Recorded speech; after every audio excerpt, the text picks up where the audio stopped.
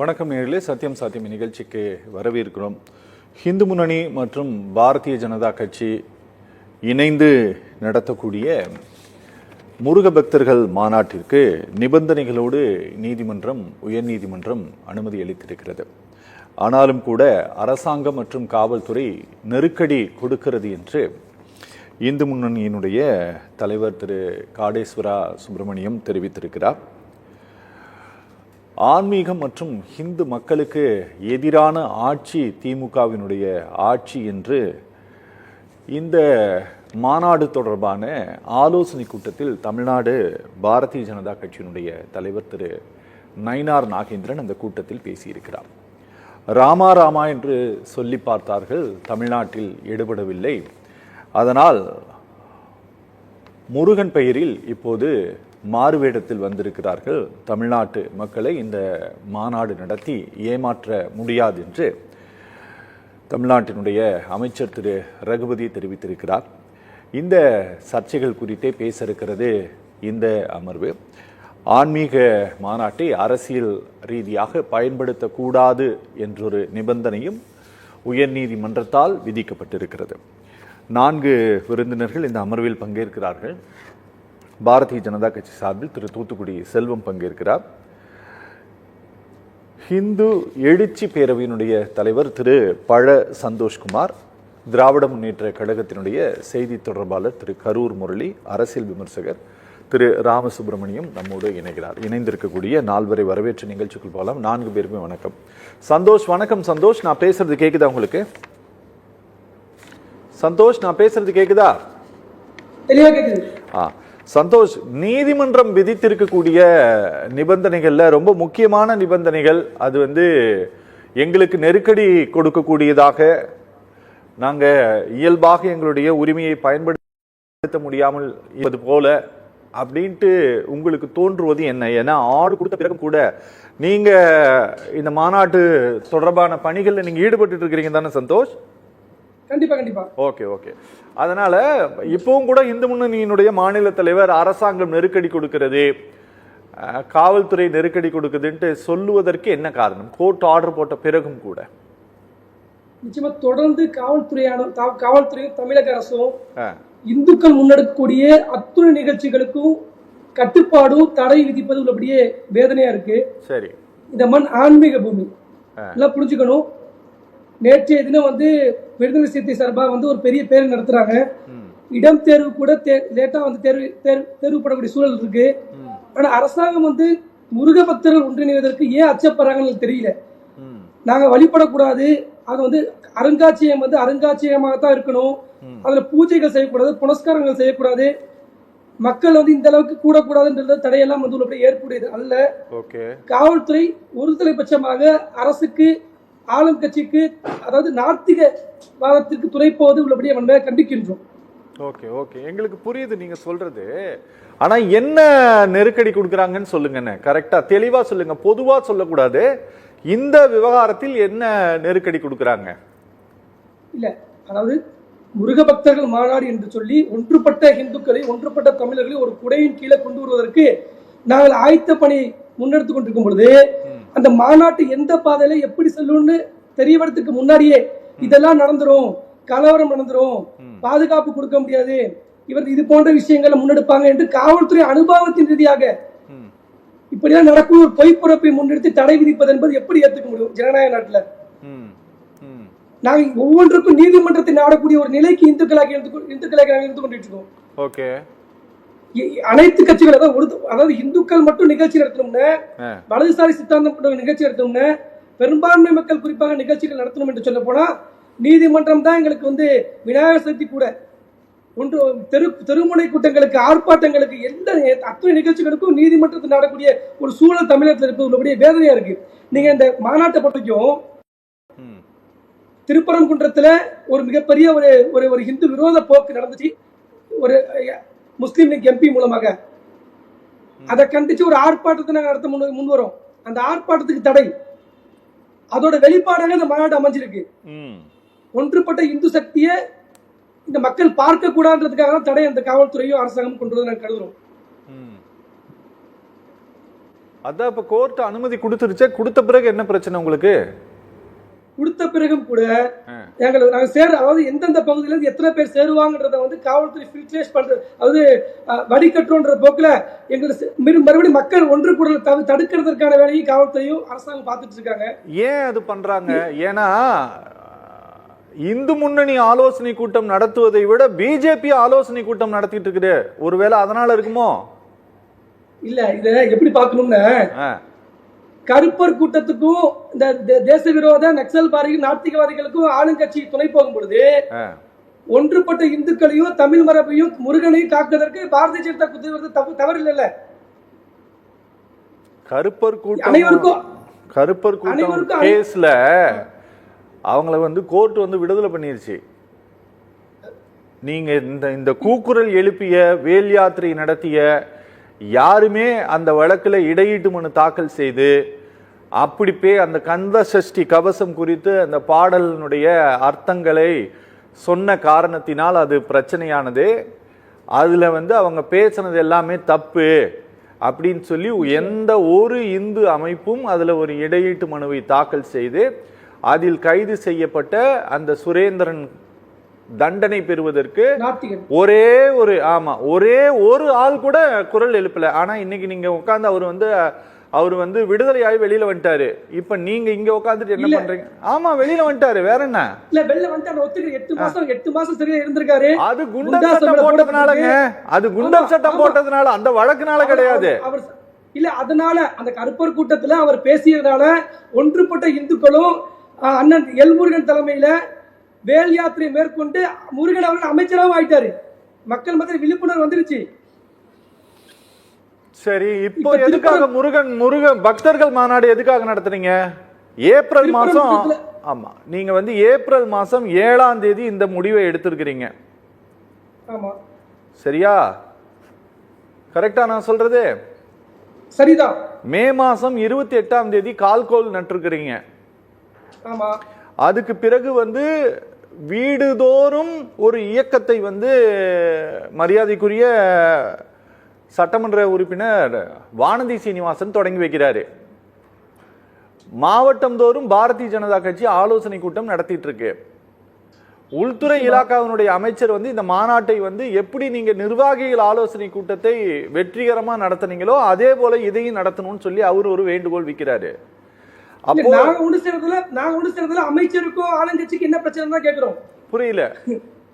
நாங்கள் யாராவது இந்துக்கள் தமிழர்களாக முருகனை கொண்டாடுவதில்ல அமைச்சர்களுக்கும் ஆளுங்கட்சிக்கு என்ன பிரச்சனை? அவங்களுக்கு ஏன் இந்த பயமும் பதஷ்டமும் வருதுன்னு தெரியலன்னு கேட்கிறேன். ஓ, அவங்க ஏன் பயப்படுறாங்கன்னு கேக்குறீங்க? ஆமா, ஏன் பயப்படுறாங்க? Okay okay okay. வருஷம் தோறும் வைகாசி விசாகமும் பங்குனி உத்திரமும் முருகனை நித்தியபடி கொண்டாடிட்டு நாங்க தான். வெற்றிவேல் வீரவேல் கோஷம் முழுங்கிறது நாங்க தான். வேல் எடுத்து இன்ன வரைக்கும் வந்து பாத யாத்திரை மூலமாக எங்க உடலை அர்ப்பணிச்சு பழகிறது நாங்க தான். ஓகே. நாத்திக மேடைகளை எங்களை பரிகசிக்கக்கூடிய திராவிட சித்தாந்தவாதிகளுக்கு இதுல என்ன பிரச்சனை? ஏன் பயம், ஏன் பதஷ்டம்? ஓகே, ஏன் பயப்படுறாங்கன்னா சந்தோஷ், இந்த மாநிலத்தில் எண்ணற்ற விழாக்கள், கோவில் பூஜைகள், புனஸ்காரங்கள் எல்லாம் நடந்துட்டு இருக்குது.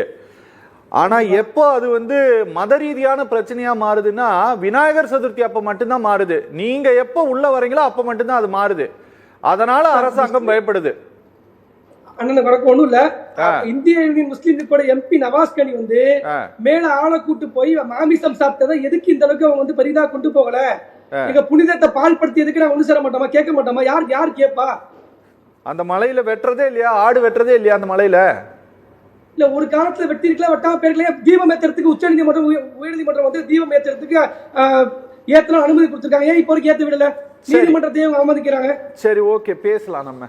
சார் வணக்கம். ராமசுப்ரமணியம் சார் வணக்கம். ராமசுப்ரமணியம் சார், சார் இப்படி ஒரு கடவுளின் பெயரால் ஒரு பக்தர்கள் மாநாட்டை நாங்க ஏற்கனவேவும் இது சம்பந்தமான ஒரு நிகழ்ச்சி நடத்தணும் சார்.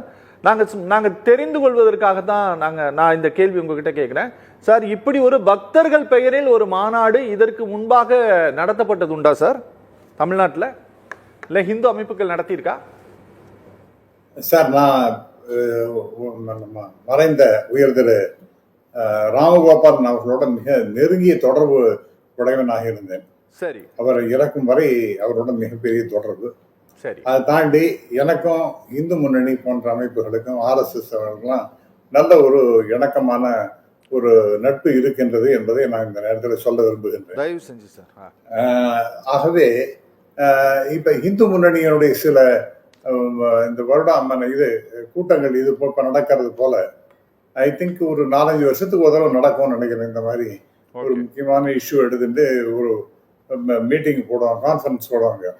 அது 1-2 நான் கலந்து கொண்டிருக்கின்றேன். அந்த ரிக்வஸ்ட் ஆஃப் அந்த இன்விடேஷன் ஆஃப் கோபால்ஜி நான் அதெல்லாம் கலந்துட்டு இருக்கேன். சரி. அதனால இது ஒன்றும் புதிய கான்ஃபரன்ஸ் எல்லாம் கிடையாது. இது தொன்று தொட்டு நடக்கின்ற ஒரு பாரம்பரியமான ஒரு விஷயமாக தான் நான் பார்க்கின்றேன்.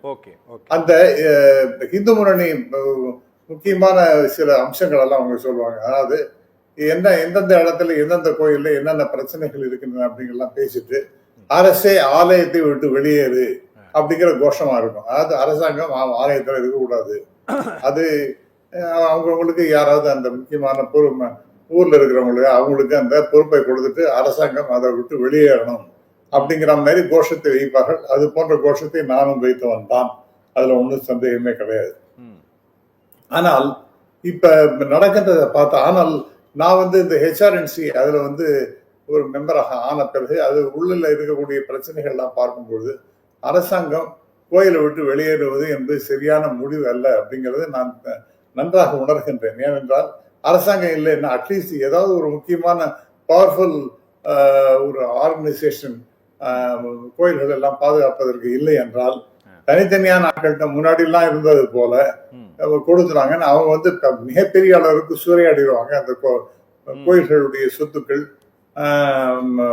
போன்றவர்கள் எல்லாம் சூறையாடிடுவாங்க. அதுல ஒன்றும் சந்தேகம், அது அவங்களுடைய தனிப்பட்ட சொத்தாக மாறிவிடும் என்பதுல எனக்கு சந்தேகமே கிடையாது. அதனால அரசாங்கம் ஆலயத்தை விட்டு வெளியேற வேண்டும் என்பதற்கு என்னுடைய கருத்து இப்பொழுது மாறுபடுகின்றது. இன்னைக்கு அது ஒரு புறமாக இருக்கட்டும். இன்னைக்கு இந்த இஷ்யூ பாத்தீங்கன்னா இப்ப கருப்பர் கூட்டம் ஒரு எனக்கு முன்னாடி பேசின ஒரு நண்பர் சொன்னார், கருப்பர் கூட்டத்துக்கும் திராவிட முன்னேற்ற கழகத்துக்கு என்ன சம்பந்தம்? நீங்க குறிப்பிட்டது போல அவரை குண்டர் சட்டத்துல போட்டதுங்க ஏடிஎம்கே. ஆனால் அதற்கு பிறகு அவர் வெளியில வந்துட்டாங்க நம்ம கேள்விப்படுகின்றோம். ஆனால் அந்த கருப்பர் கூட்டத்தை வச்சுட்டு எப்படி அங்கேயும் இங்கேயும் ஓட்டமா ஓடி வெற்றிவேல் வீர இந்த முழக்கமே இவங்க தான் என்ன கொடுத்தா மாதிரி பேசுவது என்பது வியப்பாக இருக்கிறது. வெற்றிவேல் வீரவேல் அப்படிங்கிறது இது முருகன் கோயில்ல எல்லா இடத்துலயும் ஒதுக்கின்ற ஒரு முழக்கம். அது ஏதோ இவங்க தான் இந்து முன்னணியோ அல்லது இந்து இயக்கங்களோ தான் இதெல்லாம் நம்ம கொடுத்துன்னு சொன்னாங்கன்னா இது நகைப்பிற்கு உரிய சமாச்சாரம். இன்னும் சொல்ல போனால் பாத்தீங்கன்னா இந்த வீரபாண்டிய கட்டபொம்மன் அப்படின்னு ஒரு படம் வந்தது. அதுல சண்டை போடுறதுக்கு முன்னாடியே வெற்றிவேல் வீரவேல் அப்படிங்கிற முழக்கம் டெஃபினட்டா இருக்கும். அதே போல நம்முடைய நாட்டுல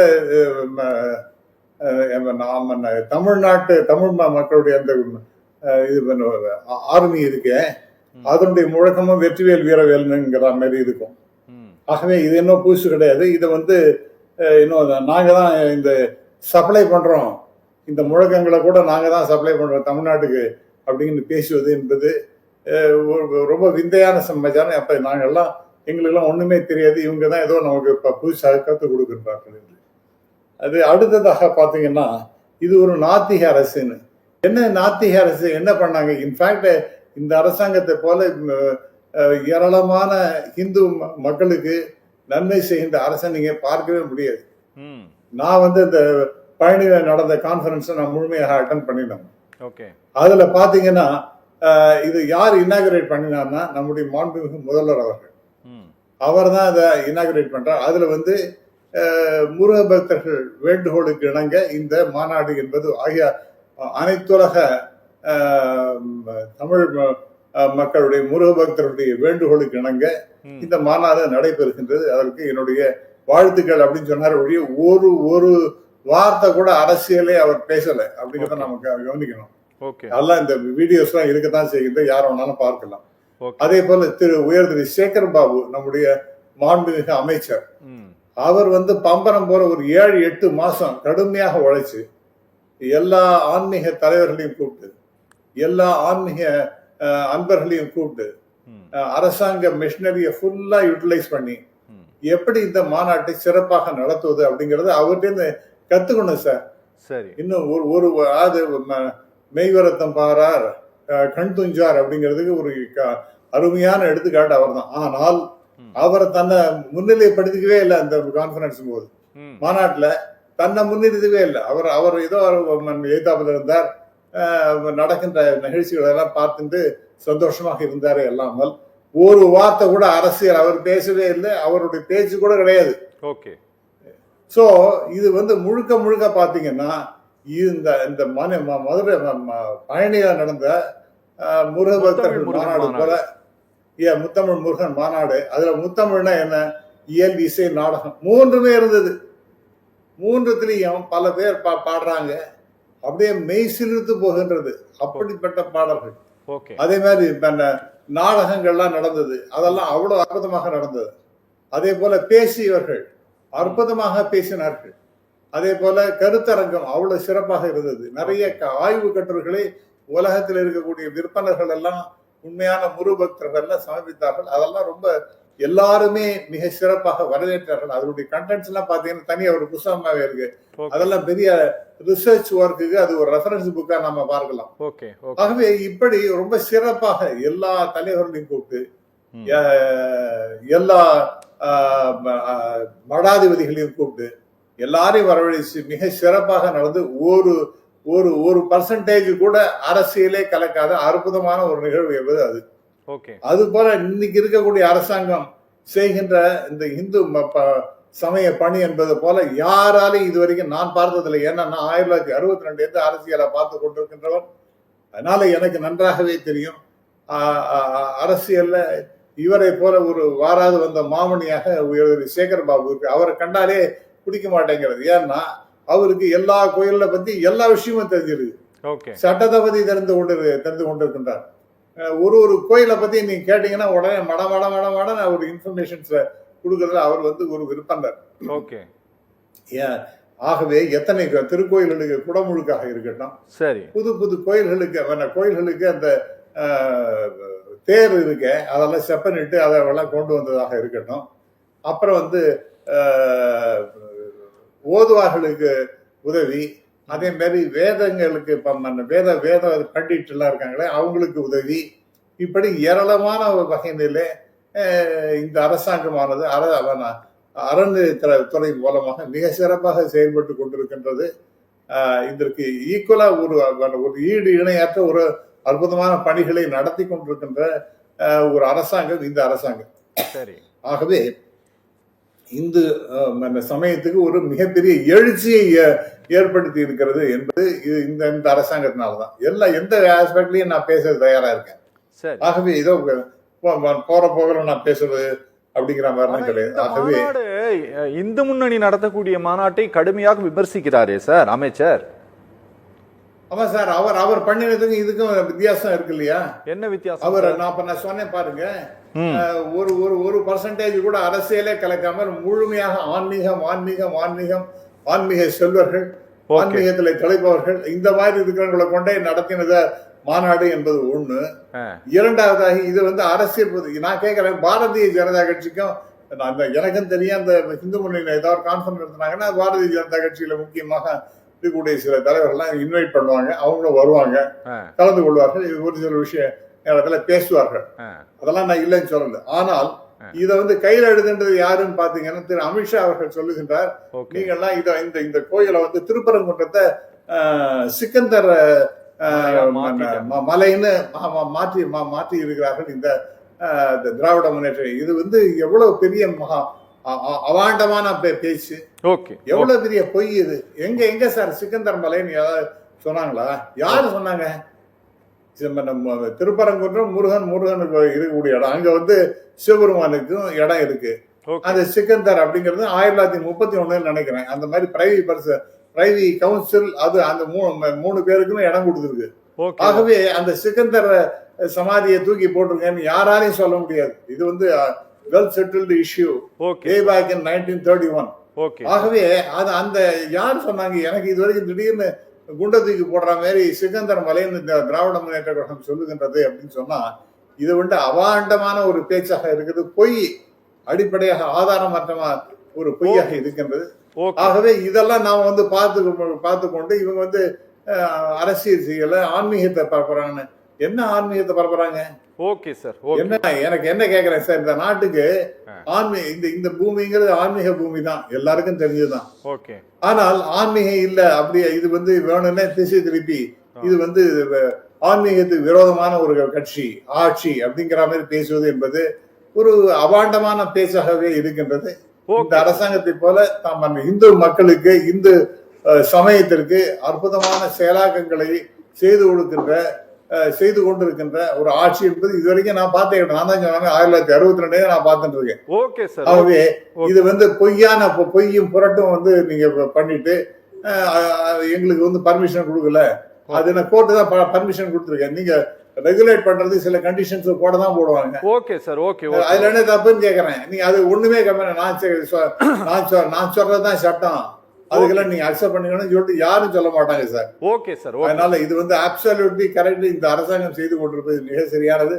கோர்ட் சரியான டைரக்ஷன்ஸ் கொடுத்து கொண்டிருக்கு. அதெல்லாம் இக்னோர் பண்ணிட்டு இந்த அரசாங்கத்திற்கு அரசியல் லாபத்துக்கு வரக்கூடிய தேர்தலுக்காக இந்த மாதிரி எல்லாம் பண்ணுவது என்பது தகாத ஒரு முறையற்ற செயல். இதுவே ஆன்மீகத்துக்கு விரோதமான ஒரு செயலாக நான் பார்க்கிறேன். Okay sir. ஓகே. வணக்கம் தூத்துக்குடி செல்வம் சார். சார் முழுமையாக உங்களை நான் பேச அனுமதிக்கிறேன். தூத்துக்குடி செல்வம் அண்ணே, நீங்க யாராவது குறுக்கிடும்போது, யாராவது மற்றவங்க இவர் முரளி பேசும்போது தயவு செய்து குறுக்கிட வேண்டாம். நீங்க பேசும்போது யாருமே குறுக்கிட மாட்டாங்க. சார் நீங்க சொல்லுங்க, இந்த இஷ்யூவை, இந்த மாநாட்டை வெற்றி பெற செய்வதில் இந்து முன்னணியை விட பாரதிய ஜனதா கட்சி ரொம்ப மும்முரமாக இருப்பதற்கு என்ன காரணம்? சத்தியம் தொலைக்காட்சி நிறுவனத்திற்கு, நெறியாளர் அவர்களுக்கு, அதே போலவே என்னுடைய சக பங்கேற்பாளர்களுக்கு, தொழில்நுட்ப கலைஞர்களுக்கு பணிவான வணக்கம். அதாவது அறுபடை வீடுகளில் முதல் படை வீடு திருப்பரங்குன்றம். முருகனுக்கு விழா எடுப்பது என்பது இந்துக்கள் வந்து அதாவது இந்து மதத்திலேயும் அது சைவ நெறியை பின்பற்றக்கூடிய இந்து மக்கள் அனைவருமே கூட முருகனை தமிழ் கடவுள் முருகனை எல்லோரும் வழிபடக்கூடியவர். இதுல என்னன்னு கேட்டீங்கன்னா, இந்து முன்னணி நடத்தக்கூடிய அந்த நிகழ்வில் முருக பக்தர்கள் மாநாடு, இந்து முன்னணி நடத்துவது என்பது அதாவது வேற ஏதாவது இந்து மாநாடு அப்படிலாம் நினைக்காதீங்க, முருக பக்தர்கள் மாநாடு, அதான் முக்கியம். இந்த முருக பக்தர்கள் மாநாட்டை பார்த்து இந்த அரசு அச்சம் கொண்டு அனுமதியே வழங்கல. அதுக்கு பிறகு நீதிமன்றம் பல வகையான அரசாங்கத்தின் மீது என்ன நீங்க ஜனநாயகம் இருக்கு, என்ன நீங்க அரசு நடத்துகிறீர்கள் என்றெல்லாம் அடுக்கடுக்கான கேள்விகளை கேட்டு மாண்புமை நீதியரசர் அவர்கள் நீதிமன்றம் இந்த அனுமதியை வழங்கியிருக்கு. இரண்டாவது, இந்த 6 படை வீடுகளையும் காட்சிப்படுத்தக்கூடிய இடத்துக்கு இவங்க முதல்ல அனுமதி கொடுக்கல. அதுக்கு நீதிமன்றத்துக்கு போய் தான் அனுமதி வாங்க வேண்டி வந்தது. ரெண்டாவது, நான் இன்னும் ஒண்ணு என்ன கேட்டீங்கன்னா, முத்தமிழ் முருகனுக்கு மாநாடு நடத்தக்கூடிய அளவிற்கு நீங்க நடத்துறீங்க. அது ஐயா ராமசுப்ரமணியம் ரொம்ப பெருமையா சொன்னாங்க. நாங்களும் கூட அதை ஒன்னும் விமர்சிக்கல. ஏன்னு கேட்டா, முத்தமிழ் முருகனுக்கு மாநாடு நடத்துவதற்கு அவசியம், அதை அரசு சிறப்பாக செய்திருக்கிறது, நாங்கள் மறுக்கல. அதே நேரத்துல இதை இந்த இடத்துலதான் வாகனம் வரணும், இந்த இடத்துலதான் நிக்கணும், இத்தனை வாகனம் தான் வரணும். இன்னும் கூட ஒரு செய்தி, ஒரு 4 நாட்களுக்கு முன்பு உளவுத்துறையை சார்ந்த ஒரு நண்பர் என்கிட்ட வந்து விசாரிக்காரு, நீங்க எத்தனை வண்டி பிடிச்சு கொடுக்கீங்க? இது நான் என்ன சொல்றேன், தூத்துக்குடியிலிருந்து மதுரைக்கு ஒரு 140 கிலோமீட்டர் தூரத்துல போகக்கூடிய தெற்கு பகுதியில் இருந்து வரக்கூடிய மக்கள் அனைவரும் நிறைய பெரும்பான்மையானவர்கள் நிச்சயமா அதுல கலந்துக்கிடுவாங்க. பெருந்திரளான பக்தர்கள் கலந்து கொள்வார்கள் என்கிற எதிர்பார்ப்பு எல்லோரிடத்திலும் இருக்கிறது. இந்த அரசு நெருக்கடி கொடுக்க இந்து மக்கள் மத்தியிலே ஒரு எழுச்சி ஏற்படுகிறது. இந்து மக்கள் மீது இன்னும் கூட ஒண்ணு கேட்டீங்கன்னா, இது சமய சார்பற்ற நாடு என்பதில் எனக்கு மாறுபட்ட கருத்து இல்லை. அதே நேரத்துல இந்த அரசு இந்த மாநாட்டிற்கு மட்டும் இவ்வளவு நெருக்கடி கொடுக்க வேண்டிய அவசியம் என்ன வந்தது? ஐயா ராமசுப்ரமணியம் அவர் சொன்னாங்க, HRNC-ல நான் மெம்பரா இருக்கேன் அப்படின்னு சொல்லி. HRNC மாதிரி ஊழல் நிறைந்த ஒரு அமைப்பு வேற எங்கேயுமே கிடையாது சார். நீங்க இந்து மக்கள் கோவிலுக்கு செலுத்தக்கூடிய காணிக்கையை அங்கே களவாடக்கூடிய இன்னும் நான் பகிரங்கமா குற்றம் சாட்டுறேன். களவாடக்கூடியவர்கள், அதாவது கோவில் சொத்து குலநாசம் என்பார்கள், சிவன் சொத்து குலநாசம் என்பார்கள். அதை கோவிலில் அத்துமீறுகிறது யாருன்னு கேட்டீங்கன்னா கோவில் செயல் அலுவலர், எக்ஸிகியூட்டிவ் ஆபீசர், டெம்பிள் இன்ஸ்பெக்டர், அதாவது கோவில் ஆய்வாளர், அதுக்கு பிறகு பாத்தீங்கன்னா அசிஸ்டன்ட் கமிஷனர், அதுக்கு பிறகு பாத்தீங்கன்னா ஜாயிண்ட் கமிஷனர். இவங்க எல்லாம் பண்ற அட்டூழியத்தை பாத்தீங்கன்னா கோவில்ல மிகப்பெரிய அளவில் அட்டூழியம். இதெல்லாம் மாண்புமிகு இந்து சமய அறநிலையத்துறை அமைச்சருக்கு தெரியாதா? அதெல்லாம் கிடையாது. இவங்களுக்கு என்னன்னு கேட்டீங்கன்னா கோவில் வரக்கூடிய வருமானத்தை எல்லாம் அரசு வேறு காரியங்களுக்கு பயன்படுத்துறாங்க. ஆனால் மற்ற மதங்களிலே இருந்து வரக்கூடிய வருமானத்தை அந்தந்த மதங்களுக்கு மட்டும், மத முன்னேற்றங்களுக்கு மட்டும், அந்த மக்களுக்கு மட்டும் பயன்படுத்துறாங்க. இது என்ன நியாயம் இருக்கு? அதனால இந்த அரசுக்கு என்ன பயம் வந்துருச்சுன்னு கேட்டா, இவங்க ராமரை கொண்டாடினார்கள், ரொம்ப அதனால ஒண்ணு நடக்கல, அதெல்லாம் கிடையாது. ராமரை கொண்டாடியதனால், நான் இன்னொன்னு என்ன சொல்றேன்னா, ராமரை கொண்டாடியதனால் சாதாரணமாக இருந்த பாரதிய ஜனதா கட்சி 18.5% வாக்குகளை பெற்றுவிட்டது.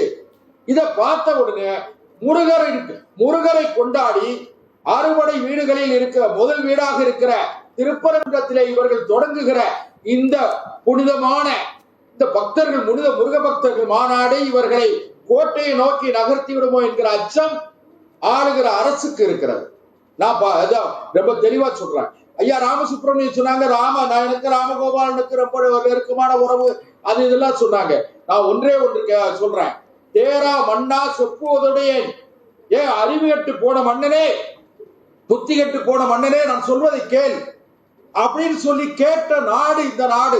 மதுரை கண்ணகி பாண்டிய நெடுஞ்செழியனை பார்த்து தேரா மன்னா செப்புவதுடையேன் தென்புட, அதுக்கு பிறகு வழக்காடு காதை நான் ரொம்ப தூரம் விவாதத்தை கொண்டு போக விரும்பல. அதுக்கு பிறகு மன்னனை பார்த்து, மன்னன் அவனுடைய கண்ணகியினுடைய காட்சியலம்பியில இருக்கிற மாணிக்க பறல்கள் மன்னனுடைய நெற்றியில் அடிபட்டு விழுந்த பிறகு மன்னன் சொன்னான், தென்குல காவல் யானோ மன்னன் யானை கல்வன், தென்குல காவல் என் முதல் பிழைத்தது கெடுக என்ன ஆயின்னு சொன்ன நாடு மதுரை. அதனால மதுரையில் நான்மாடக்கூடல் மதுரையில உத்தமன் முருகனுக்கு மாநாடு நடத்துவதால் இங்கே இருக்கிற மக்கள் மத்தியில இன்னொரு விஷயமும் சொல்றேன், கேட்டுக்கிடுங்க. சிக்கந்தர் மலை, அந்த மலை, இந்த மலை, இதெல்லாம் விட்டுருங்க. நான் ஒன்னே ஒன்று கேளுங்க. அந்த ராமநாதபுரத்து நாடாளுமன்ற உறுப்பினர் சகோதரர் மரியாதைக்குரிய நவாஸ் கனிக்கு ஏன் பிரியாணி சாப்பிட்டு அதை ஒரு செய்தியாக்குறதுக்கு இந்த அரசு அனுமதி கொடுத்ததா கொடுக்கலையா? அதுக்கு அதை கொடுத்த அரசு தமிழ்நாடு அரசு, திமுக அரசு ஏன் முருக பக்தர்கள் ஒன்றாக கூடி, முருக பக்தர்கள் ஒரு இடத்துல கூடி வழிபாடு நடத்துவதற்கு எதுக்கு இவங்களுக்கு என்ன கஷ்டம்?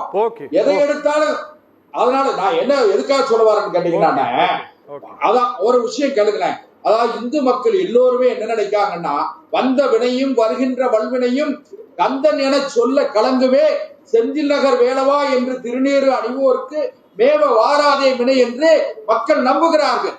அந்த மக்கள் ஒரு இடத்துல கூடி விழா எடுத்துட்டு போறாங்க. உங்களுக்கு என்ன கஷ்டம்? எதை எடுத்தாலும் நீங்க நீதிமன்றத்துல போய் நீங்க அனுமதி வாங்கணும். காவல்துறையை பயன்படுத்தி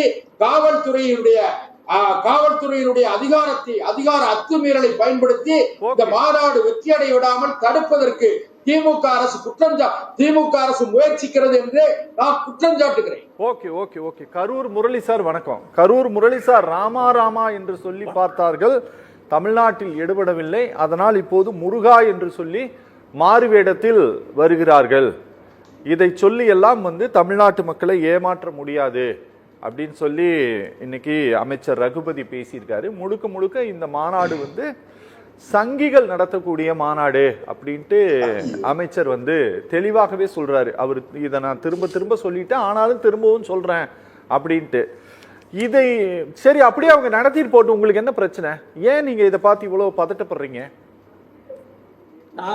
நாங்க பதட்டமோ பயமோ படுவதற்கு ஒன்றுமில்லை. சரி, ஆனால் சங்கிகள் கூட்டம் அவர்கள் போடுகிற நாடகம், முகத்தை மாற்றுகிறார்கள், முகவரியை மாற்றிக் கொள்கிறார்கள், பச்சவந்தித்தனமாக அவர்களுடைய நிலையை மாற்றிக் கொள்கிறார்கள் என்பதுதான் எங்களுடைய வருத்தமாக இருக்கிறது. ஒன்றும் கிடையாது. ஒரு காலத்திலே ராமா ராமா என்று சொல்லி இந்த நாட்டில் வந்து தமிழ்நாட்டில் கால் ஊன்றி விடலாம் என்று ராமனை துணைக்கு அழைத்துக் கொண்டு வந்தார்கள், எடுபடவில்லை. இங்கே மட்டுமல்ல, அவர்கள் இந்தியா முழுவதும் அவர்களுடைய முகத்தையும் முகவரியும் மாற்றிக் கொள்ளக்கூடியவர்கள். மேற்கு வங்காளத்திற்கு போனால் என்ன சொல்லுவார்கள்? துர்கை என்பார்கள், காளி என்பார்கள். அதே போல மகாராஷ்டிரத்திற்கு போனால் என்ன சொல்லுவார்கள்? விநாயகா என்று சொல்வார்கள். உத்தரப்பிரதேசத்திற்கு போனால் என்ன சொல்லுவார்கள்? ராமா என்று சொல்வார்கள். அதே போல இப்பொழுது தமிழ்நாட்டில் ராமா ராமா என்று சொன்ன பொழுது எடுபடவில்லை. இப்பொழுது முருகா முருகா என்று சொல்லியாவது தமிழ்நாட்டு மக்களை ஏமாத்தி ஏதாவது இடத்திலே வெற்றி பெற்று விடலாம் என்று அவர்கள் கனவு கண்டு கொண்டிருக்கிறார்கள். அந்த கனவு கனவாக இருக்குமே தவிர, கற்பனையாக இருக்குமே தவிர, அவர்களுடைய எண்ணம் தமிழ்நாட்டில் பலிக்காது என்பதை தான் இன்று எங்களுடைய அமைச்சர் ஆர்வியர் அண்ணன் ரகுபதி அவர்கள் அழகாக அற்புதமாக எடுத்து சொல்லி இருக்கிறார்கள். நம்மளுடைய இந்து முன்னணியை சார்ந்த சந்தோஷ் அவர்களும் அதே போல நம்மளுடைய தூத்துக்குடி செல்வம் அவர்களும் பேசுகிற பொழுது பாவம் அவர்கள் பதட்டத்தோடு பேசினார்கள். திமுக வந்து அவர்கள் நடத்துகிற மாநாட்டை கண்டு பயந்து கொண்டிருக்கிறது என்று அவர்கள் பேசினார்கள். அதே போல ஐயா ராமசுப்பிரமணியன் அவர்கள் பேசுகிற பொழுது அழகாக சொன்னார். அவர்கள் நடத்திய மாநாடு பாருங்கள், அதே போல திமுக நடத்திய மாநாடுகள் பாருங்கள். நாங்கள் முருக பக்தர்கள் மாநாடு நடத்தினோம். எங்க? பழனியிலே நடத்தினோம். பழனியிலே நடத்துகிற மாநாட்டில் உரையாற்றுகிறது எங்கள் தலைவர் அவர்கள் அழகாக சொன்னார், அன்பால் உயிர்கள் அனைத்தும் உலகம் அனைத்தும் நன்றாகட்டும், இதுதான் எங்கள் நோக்கம், இதுதான் எங்கள் திராவிட மாடல் என்று எங்கள் தலைவர் அற்புதமாக உரையாற்றியதை எல்லோரும் நாம் கேட்டோம். எங்கள் மாநாட்டிலே வந்து பார்த்தீர்களானால் இயல், இசை, நாடகம் 3 துறையை சார்ந்த அறிஞர்கள் வருகிறார்கள். அறிஞர்கள் தங்களுடைய கருத்துக்களை சொல்கிறார்கள். இன்னும் சொல்ல போனால் அந்த மாநாட்டிலே கந்த சஷ்டி கவசம், அந்த கந்த சஷ்டி கவசத்தை ஒரு சிறிய குழந்தை பாடி அந்த பாடலை அனைத்து பேஸ்புக்கும், அனைத்து இன்ஸ்டாகிராம், அனைத்து வாட்ஸ்அப்லாம் போட்டு கேட்ட பொழுது நமக்கே ஒரு மகிழ்ச்சியாக பிரமிப்பை உண்டாக்கிற விதத்திலே அந்த நிகழ்ச்சி நடந்தது. ஆனால் இப்பொழுது அவர்கள் நடத்துகிறார்களே ஒரு மத துவேஷத்தை உண்டாக்கி ஒரு பிரிவினையை உண்டாக்கிற விதத்தில் தான் அவர்கள் இந்த மாநாட்டை நடத்துவதற்கு அவர்கள் முயற்சி செய்து கொண்டு இருக்கிறார்களே தவிர, ஏதோ முருக பக்தர்களை ஒன்றாக்க வேண்டும், ஒன்றாக்கி முருகர் பக்தர்கள் மாநாட்டை நடத்த வேண்டும் என்பது அவர்கள் நோக்கம் அல்ல. தமிழ்நாட்டை எப்படியாவது துண்டாட வேண்டும் என்பதுதான் அவர்களுடைய நோக்கமாக இருக்கிறது. ஒன்றுமில்ல சார், நான் என்ன கேட்கிறேன், அந்த திருப்பரங்குன்றம் பிரச்சனை வருது. திருப்பரங்குன்றம் பிரச்சனை வரும்போது பலகாநத்த பகுதியில வந்து ஒரு ஆர்ப்பாட்டம் நடக்குது. ஆர்ப்பாட்டத்துல வந்து பேசுறார். யார் பேசுறாரு? கச்சிராஜா பேசுறார். என்ன பேசுறாரு? இதோ பாருங்க, இதோ பாருங்க, அயோத்தியில நடந்த கலவரத்தை போல இதோ பாருங்கள் திருப்பரங்குன்றத்திலும் இந்த கலவரத்தினுடைய தொடக்கத்தை நாங்கள் தொடங்கி வைத்திருக்கிறோம் என்று ஒரு கச்சிராஜா பேசுகிறார் என்றால் அவர்கள் நோக்கம் என்னவென்று கேட்டால், அமைதியாக இருக்கிற தமிழகத்தை எப்படியாவது அமெரிக்காவாக மாற்ற வேண்டும் என்பதுதான் அவர்கள் நோக்கம். எப்படியாவது ஒரு வன்முறையை, ஒரு கலவரத்தை தமிழ்நாட்டில் உருவாக்கி வைக்கிட்டு எப்படியாவது ஆட்சி படத்தில் வந்து அமர்ந்து விடலாம் என்று அவர்கள் எண்ணிக்கொண்டிருக்கிறார்கள். அவர்கள் எண்ணம் ஒரு காலத்திலும் ஒரு நேரத்திலும் அவர்கள் எண்ணம் வந்து பலிக்க போவதில்லை. ஒரு சின்ன உதாரணத்தை மட்டும் நான் சொல்லுகிறேன். 1980 பிஜேபி தொடங்கப்படுகிறது.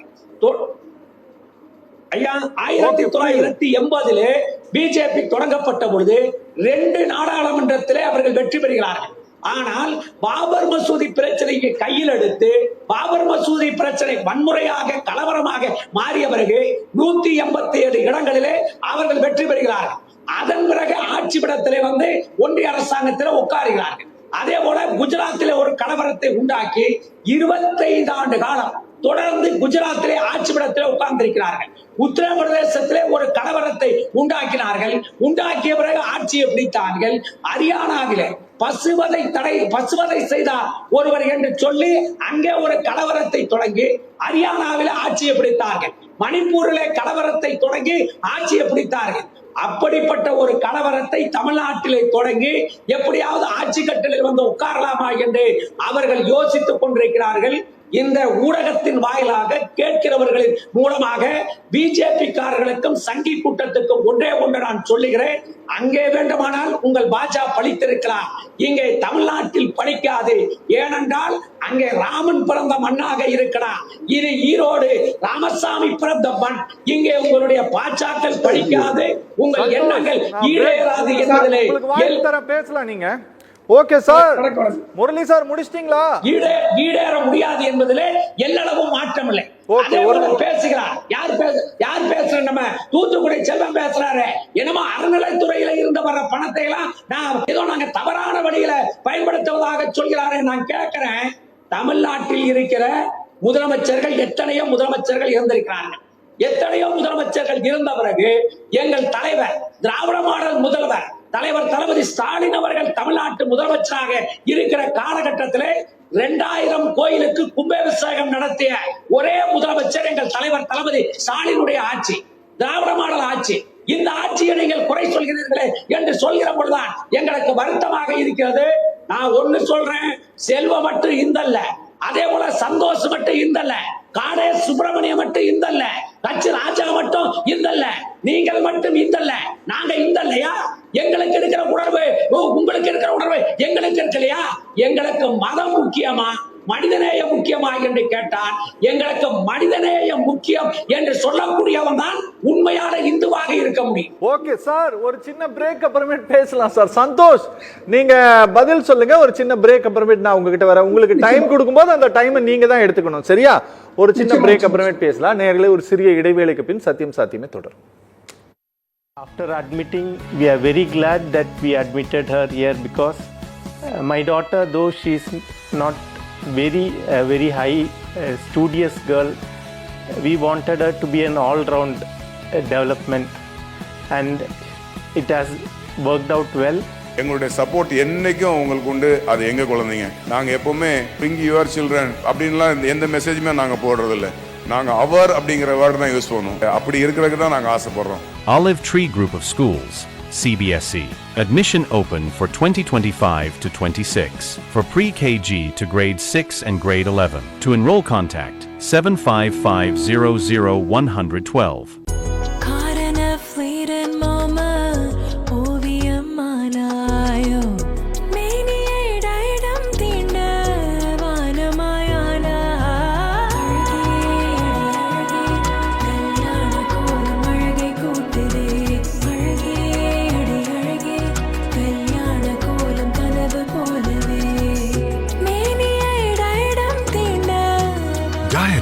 GN Chetty Road, T Nagar and Nongambakam. After admitting, we are very glad that we admitted her here because my daughter, though she is not very high studious girl, we wanted her to be an all-round development, and it has worked out well. எங்களுடைய support என்னைக்கும் உங்களுக்கு உண்டு. அது எங்க குழந்தைங்க. நாங்கள் எப்பவுமே bring your children அப்படின்லாம் எந்த மெசேஜுமே நாங்கள் போடுறதில்ல. நாங்கள் அவர் அப்படிங்கிற வேர்டு தான் யூஸ் பண்ணுவோம். அப்படி இருக்கிறதுக்கு தான் நாங்கள் ஆசைப்படுறோம். Olive Tree Group of Schools, CBSE. Admission open for 2025 to 26 for pre-KG to grade 6 and grade 11. To enroll, contact 755000112.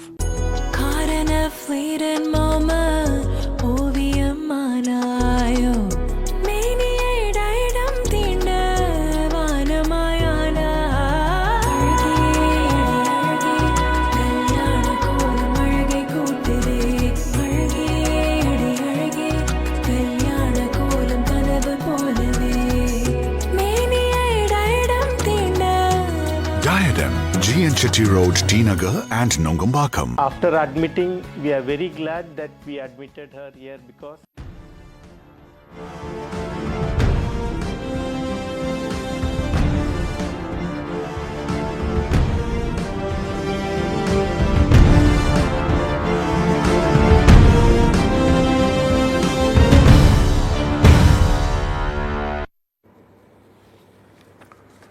நேயர்களே, சத்தியம் சாத்தியம் தொடர்கிறது.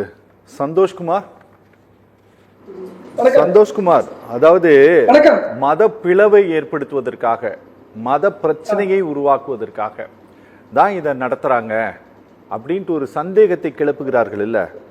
இப்படி கிளப்புவதற்கு ஏதாவது கடந்த கால முன்னுதாரணங்கள் இப்படி ஏதாவது இந்து முன்னணி நடத்தி அப்படி ஏதாவது கலவரங்கள் நடந்திருக்கு அப்படிங்கிற ரெக்கார்டு ஏதாவது தமிழ்நாடு அரசாங்கத்துக்கிட்ட இருக்கா?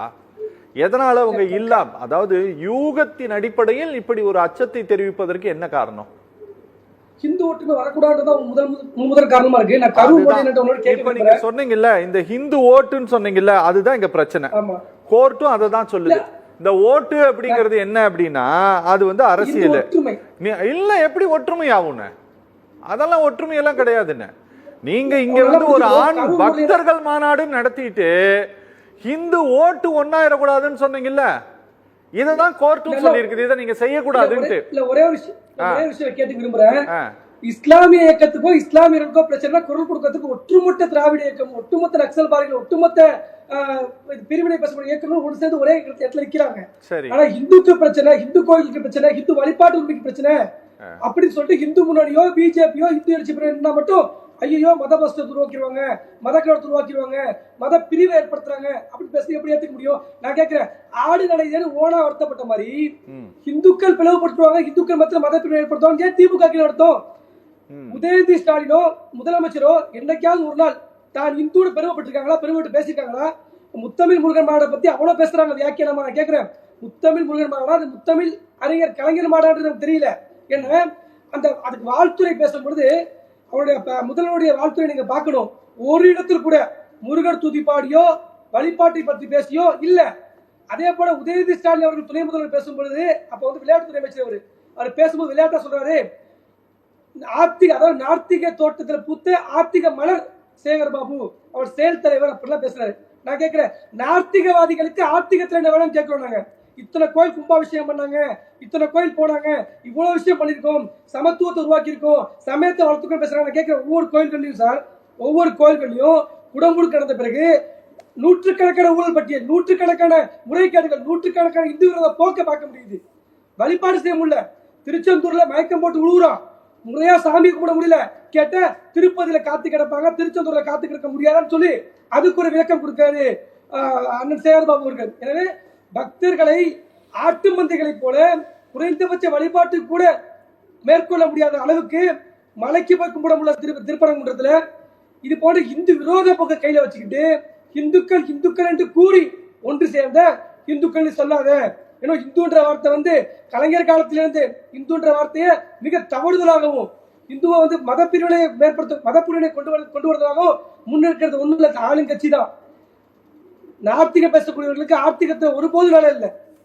அப்படி அவங்க பண்றாங்கன்னா எங்களுடைய மத உரிமையை சிரிப்பதற்கு அவங்க செயல்படுறாங்க நாங்க கருதுறோம். அதை முன்னெடுத்த தயாரா இருக்கும்.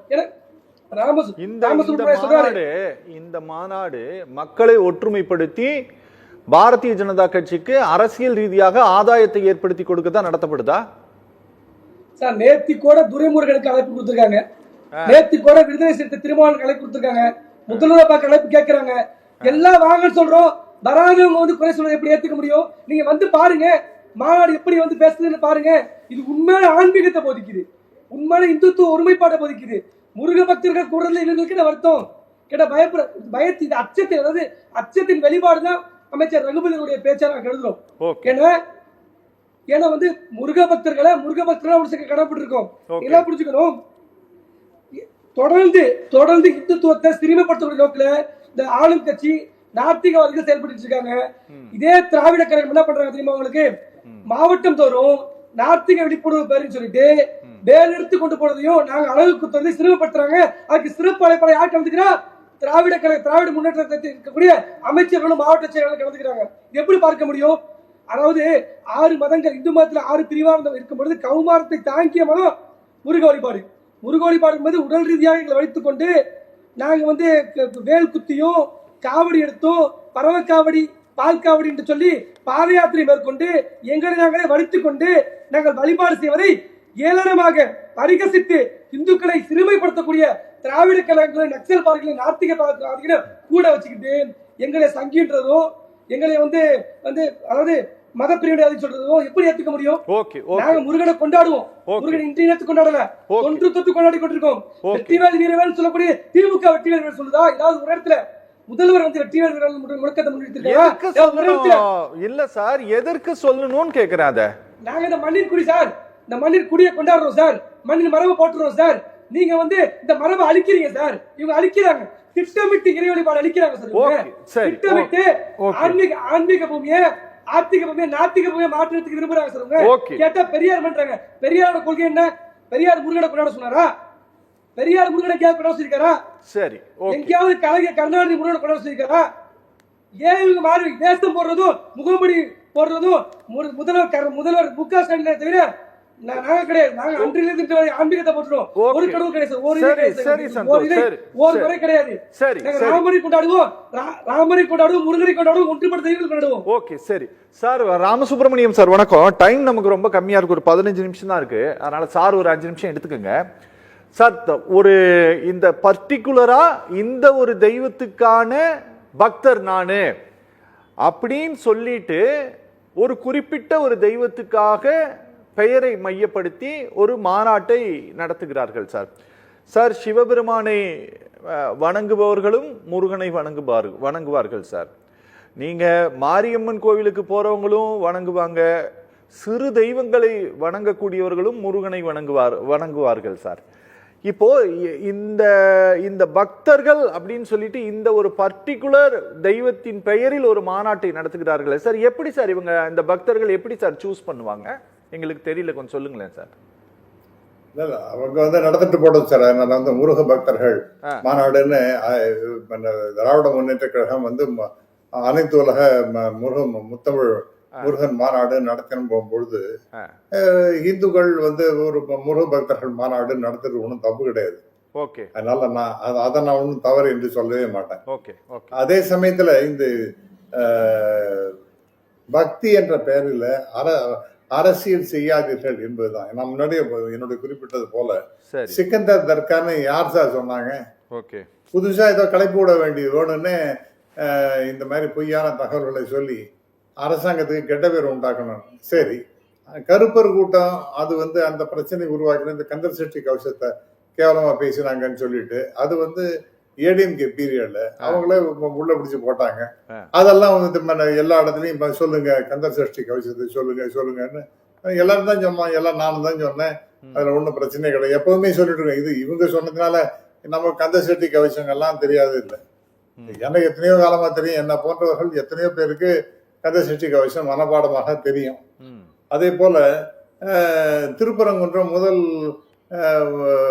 6 படை வீடுகள் வரை சார் யாத்திரை போனாரு முருகன். அதைத்தான் அடுத்து நான் சொல்றேன். திருத்தணி அது அந்த வந்து அடுத்தது என்ன முயற்சி எடுத்தாங்கன்னா கந்தர் சஷ்டி கவசத்தை வச்சிருந்து அடுத்தது வேல் யாத்திரைன்னு ஒண்ணு சார். அதை விட அவரு நான் உங்களுக்கு நினைவூட்ட விரும்புறேன், அவரு போன தேதி வந்து ரொம்ப முக்கியமானது சார். திரு எல் முருகன் போனது அதாவது நவம்பர் 6 முதல் டிசம்பர் 6 வரை போனார் சார். அந்த தேதியெல்லாம் வந்து ரொம்ப ரொம்ப இம்பார்ட்டன்டானது. 1 மாதம் பயணப்பட்டார் சார். கொரோனா காலகட்டத்தில் சார். அது வந்து பீக்ல இருந்த நேரத்தில் நடத்தப்பட்ட யாத்திரை சார் அது. எக்ஸாக்ட்லி. ஆனா அது அந்த சமயத்துல ஏடிஎம்கேவோட நல்ல தொடர்பு இருந்தாலும் கூட, அவங்களோட கூட்டணி இருந்தாலும் கூட, திரு இபிஎஸ் அவர்கள் அந்த கான்ஃபரன்ஸ் வந்து வெற்றி பெற வர மாதிரி எல்லாம் அவர் ஒன்றும் பண்ணவே இல்லை. அவர் ரொம்ப தன் கடமை சரியா தான் செஞ்சாங்க. அந்த வேலை தூக்கிட்டு அங்கிட்டு ஓடினாங்க. என்ன பலன் கிடைச்சது? அப்ப அதுவும் அரசியலுக்காக தான். அவங்களுக்கு என்ன பெரிய ஆன்மீகத்துல பெரிய ஆன்மீக செல்வர்கள் அவங்க ஒண்ணும் கிடையாது. இதை வச்சு அரசியல் பண்ணணும்னு பார்த்தாங்க. அதுக்காக என்னத்தையோ அது ஒரு முட்டாள்தனமான ஒரு வேல் யாத்திரை. அதாவது எங்க ஆரம்பிச்சாங்க? திருத்தணியில ஆரம்பிச்சு திருச்செந்தூர்ல முடிக்கிறாங்களா? அது திருத்தணினா சண்டை போட்டு அப்படியே அமைதியாக இருக்கக்கூடிய இடங்கிறது திருத்தணி, சண்டை போட்ட இடங்கிறது திருச்செந்தூர். சோ அமைதியான இடத்துல இருந்து புறப்பட்டு சண்டை போட்ட இடத்துக்கு அவங்க போய் சேர்றாங்கன்னா அது கூட எப்படி அந்த 6 படை வீட்டுல எப்படி நம்ம போறதுங்கிறது கூட அவங்களுக்கு அடிப்படையாக தெரியல. ரெண்டாவதாக இந்த விழால வேலை வச்சு கும்பிடுன்றாங்க சார். வேலை வச்சு கும்பிடுறதுலாம் வழக்கமே கிடையாது. இன்ஃபேக்ட் வேலை வச்சு முருகனோட வச்சுதான் வேலை வச்சு, இது நான் சொல்லல. இந்த பிஜேபியில இந்த அறிஞர் குழுன்னு ஒண்ணு இருக்கு. அதனுடைய இந்த ஷெல்லின்னு அவர் சொல்றார், தனியாலாம் பண்ணக்கூடாது, அது பெரிய பிரச்சனையாகும், முருகனோட சேர்த்து செய்யுங்க அந்த அனதர் பாயிண்ட் அதுக்கெல்லாம் அபிஷேகம் எல்லாம் பண்ணும்பொழுது கடைசியில அதுல வந்து ஒரு எலுமிச்சம்பழத்தை நீங்க சொல்லி இருக்கணும், இல்லைன்னா அது வந்து ஒரு விபரீதமான முடிவை கொடுத்துரும். ஏனென்றால் அது வந்து ஒரு ஆயுதமாக மாறிவிடும். இதெல்லாம் தெரியாம யாராவது ஏடா கூடமாக இவங்க சொன்னாங்கன்னு சொல்லிட்டு வேலை வச்சு பூஜை பண்றேன்னு சொல்லிட்டு அந்த எலுமிச்சம்பழம் எல்லாம் வச்சு சொருகாம பண்ணினாங்கன்னு யார் பண்றாங்கன்னு அவங்களுக்கே மிகப்பெரிய கெடுதல்லாம் வந்து முடியுது. நான் சொல்லல சார், ரொம்ப அழகாக அந்த ஷெல்லிங்கிறவர் சொல்றார். அது எப்படி பண்ணணும் எப்படி பண்ணக்கூடாதுங்கிறதெல்லாம் பத்தி ரொம்ப தெளிவாக அவர் பேசுகின்றார். ஆகவே மக்களை வந்து திசை திருப்பி தவறான பாதையில எடுத்துட்டு போய் இன்னும் இவங்களுக்கு தான் இந்த பால் காவடி பன்னீர் காவடியில இன்னும் இன்னைக்கு தான் நடக்கிற மாதிரியும் இதுக்கு முன்னாடி பார்த்ததே கிடையாதுங்கிற மாதிரி அதே கமாண்ட் எல்லாருக்கும் எல்லாம் தெரியும். எத்தனையோ காலமா நடந்துட்டு இருக்கு, நானும் பார்த்துட்டு இருக்கேன். பால் காவடியும் பன்னீர் காவடியும் புஷ்ப காவடியும் எல்லாத்தையும் முருகனுக்கு முன்னாடி எல்லா திருக்கோயில்களையும் நடந்துதான் இருக்கு. ஆகவே இவங்க தான் என்ன புதுசா சொல்லி விடுற மாதிரி ஆரம்பிக்கிறது கரெக்ட் தான். இது வடநாட்டு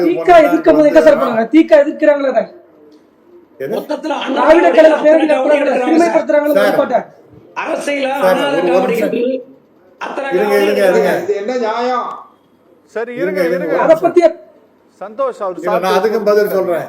நீங்க ராமாயண ராமாயண காலத்திலேயே ராமருக்கு எதிராக கடவுளும் கிடையாது, அப்பாவும் கிடையாது, பெரியவர்களுக்கெல்லாம் முக்கியத்துவம் தரவாட்டான், கடவுளும் கிடையாது, ரிஷிகளும் கிடையாது அப்படிங்கிற மாதிரி யார் சொன்னார்னா ஜாபாலிங்கிற ஒரு பெரிய முனிவர், ரொம்ப கற்றறிந்த மிகப்பெரிய முனிவர். அந்த காலத்திலேயே நாஸ்திகம் என்பது இருந்திருக்கு. இதெல்லாம் கொஞ்சம் ராமாயணத்தை போய் பார்க்க சொல்லுங்க நண்பர்கள் எல்லாம். ஆகவே இந்த ஆஸ்திகம்னு ஒண்ணு பக்கம் இருக்குன்னா நாஸ்திகமும் இருந்திருக்கு. ராமன்ட்ட ரொம்ப அழகா அத ராமன் கடைசியா அதுக்கெல்லாம் ஆன்சர் ஒன்னொன்னுக்கும் கொடுக்குறோம். ஆகவே அதெல்லாம் படிச்சு பார்க்கணும். சும்மா ஏதோ ஏடி போட்டியா பேசுறேங்கிறதெல்லாம் கூடாது, அதெல்லாம் வந்து பலமா தராது.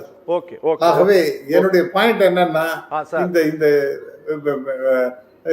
வேல் பூஜைன்னு இவங்கெல்லாம் பண்ண சொல்லி எனக்கு ரொம்ப வருத்தமா இருந்தது.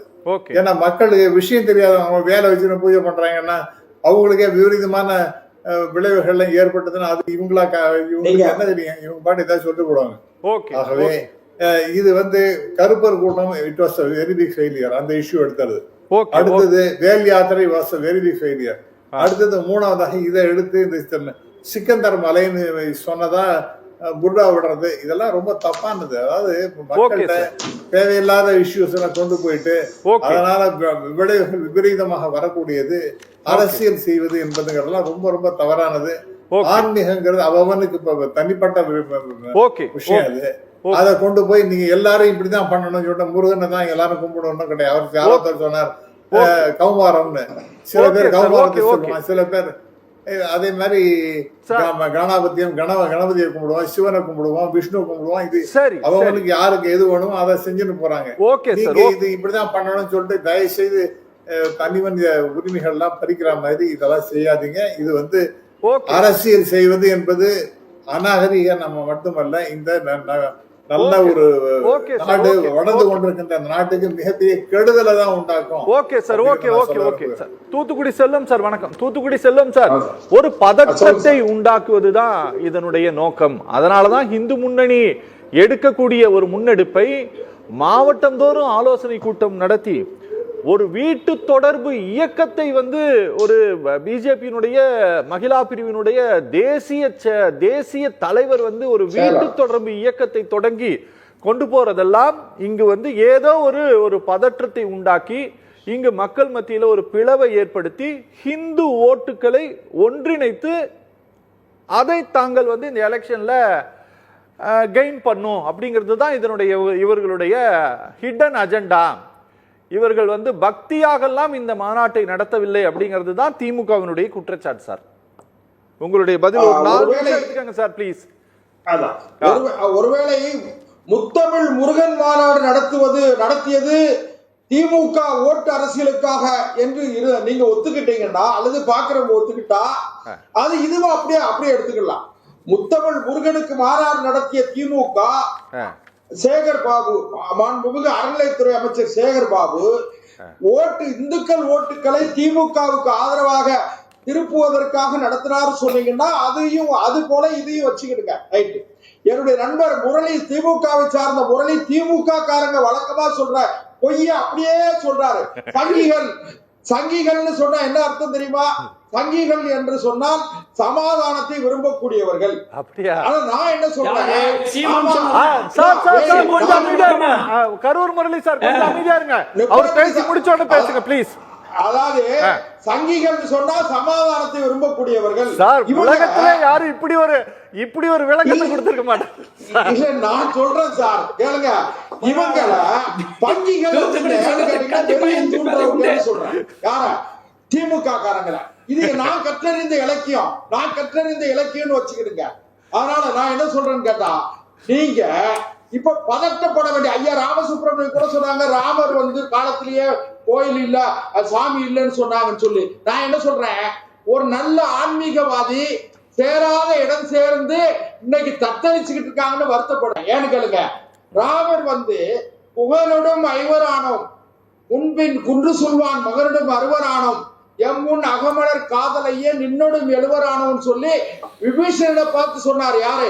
அரக்கர் குலத்தை சார்ந்த விபீஷணனை பார்த்து அன்றைக்கு சமாதானத்தை போதித்தவர் ராமர். அது மறந்துடாதீங்க. அதனால நான் என்ன சொல்றேன்னு கேட்டீங்கன்னா, இந்து மதம் என்பது எல்லோருக்குமான மதம், இது குறிப்பிட்டவர்களுக்கு இல்ல. நான் என்ன சொல்றேன்னு கேட்டா, இந்த முருக பக்தர்கள், முருகரை வழிபடக்கூடியவர்கள் நடத்துகிற இந்த மாநாடு நடந்துட்டு போது, நான் என்ன சொல்றேன், இந்த அரசு, திமுக அரசு முத்தமிழ் முருகனுக்கு பழனியில் மாநாடு நடத்திய திமுக அரசு ஆண்டாள் நாச்சியாருக்கு, சிறுவில்லிபுத்தூர் ஆண்டாள் நாச்சியாருக்கு விழா எடுக்க வேண்டியதானே? ஏன் மதுரையில இருக்கிற அன்னை மீனாட்சி சுந்தரேஸ்வரருக்கு நடத்த வேண்டியதானே? அழகருக்கு நடத்த வேண்டியதானே? யார் வேண்டாங்க? நடராஜ பெருமாளுக்கு நடத்த வேண்டியதானே? ஏன் தஞ்சாவூர்ல இருக்கிற தஞ்சை பிரகதீஸ்வரருக்கு ராஜராஜ சோழன் கட்டிய அந்த கோயிலுக்கு நடத்த வேண்டியதானே? ஏன் நடத்தல? அதனால இந்த ஒரு விஷயம் இன்னொன்னு சொல்லிடுறேன். இது நண்பர் முரளி சொன்னார், இது ராமசாமி பிறந்த ஊர் அப்படின்னு. தந்தை பெரியார் அவர்கள் என்ன சொன்னாங்கன்னா, அவராவது ராமசாமி சொன்னாருன்னா அப்படி சொல்லல.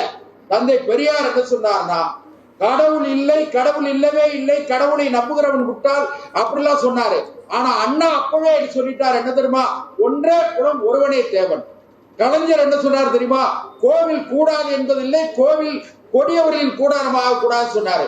அந்த கலைஞர் 1952 எப்படி பராசக்தியில வசனம் எழுதினாரோ, கோவில் இன்றைக்கு கொடியவர்களின் கூடாரமாக இருக்கிறது. இந்த கொடியவர்கள் கோவில் சொத்துக்களை ஆட்டையை போட்டு, கோவில் சொத்துக்களை எல்லாம் கையகப்படுத்தி, கோவில்ல வரக்கூடிய வருமானத்தை எல்லாம் இந்த அதிகாரிகள் எல்லாம் பங்கு போட்டு கொள்ளையடிக்கிறார்கள். இதெல்லாம் கேட்கறதுக்காக ஒரு வக்கீலு இந்த மாதிரி எந்த சார்ஜா இருந்தாலும் சரி, ஒவ்வொரு சார்ஜும் தனித்தனி சார்ஜ் தான். நீங்க பொதுவாக இப்படி குற்றச்சாட்டுகளை இல்ல இப்படி சொல்லிட்டு போறதை நான் அனுமதிக்க முடியாது. இல்ல நல்ல சட்டம் தெரிஞ்சவரு இல்ல சார், நான் பொறுப்பேற்கிறேன். இல்ல நீங்க பொறுப்பேற்கலாம் சார், நான் அனுமதிக்க முடியாது. இல்ல நீங்க பொறுப்பேற்க வேண்டாம், நான் பொறுப்பேற்கிறேன். நீங்க எதுக்கு வேணா நீங்க பொறுப்பேற்றுக் கொள்ளலாம் சார், நான் அனுமதிக்க முடியாது. இந்து சமய அறநிலையத்துறை சார்ந்தவர்கள் கோவில் சொத்துக்களை, கோவில் வருமானங்களை இந்த சமய அறநிலையத்துறை சார்ந்தவர்கள் கொள்ளையடிக்கிறார்கள். வழக்கு போடட்டும். சரி சார். முரளி சார், நீங்க ஏதாவது சொல்ல விரும்பினா சொல்லலாம் சார். நான் நிகழ்ச்சி முடிக்க போறேன். ஒன்றே குலம் ஒருவனே தேவன் என்ற திருமூலருடைய திருமந்திரம் தான் திராவிட முன்னேற்ற கழகத்தினுடைய கொள்கை என்று எங்கள் அண்ணா சொன்னார். அவருடைய தம்பியாக இருக்கிற எங்கள் தலைவர் கலைஞர் சொன்னார், ஆண்டவனை நான் ஏற்றுக்கொள்கிறேனா ஏற்றுக்கொள்ளவில்லையோ என்பது முக்கியமில்லை, நான் என்னை ஆண்டவன் ஏற்றுக்கொள்கிற விதத்தில் நான் நடந்து கொள்கிறேனா என்பதுதான் முக்கியம் என்று சொன்னார். அதே போல நம்மளுடைய சொன்னார். ஆகவே ஆண்டவன் எங்களை ஏற்றுக்கொண்டிருக்கிறார். பழனியிலே நடைபெற்ற முருகன் பக்தர்கள் மாநாட்டிலே எங்கள் தலைவர் அவர்கள் நடத்திய பிறகு அந்த பழனி முருகன் நாங்கள் நடத்திய மாநாட்டை ஏற்றுக்கொண்டிருக்கிறார். ஆனால் மதுரையிலே பிஜேபியும் சங்கீதமும் RSS கூட்டமும் நடத்துகின்ற மாநாட்டை கண்டிப்பாக முருகன் ஏற்றுக்கொள்ள மாட்டான் என்பதிலே எல்லளவும் மாற்றமில்லை. அதே போல பேசுறாரு தூத்துக்குடி செல்வம் பேசுறாரு.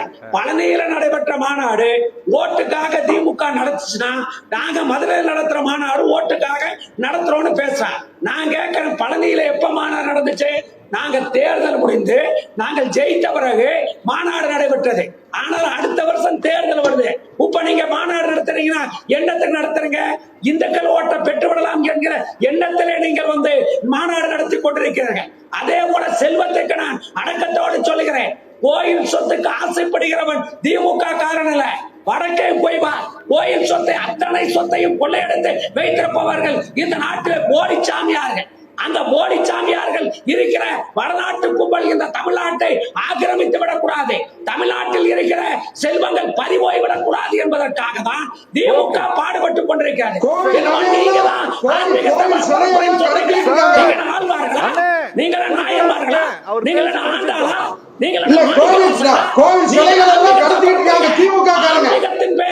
அயோக்கியத்தனத்தை தமிழ்நாட்டில் பண்ணவதற்கு நீங்கள் தயாராக இருப்பதனால் உங்களை நாங்கள்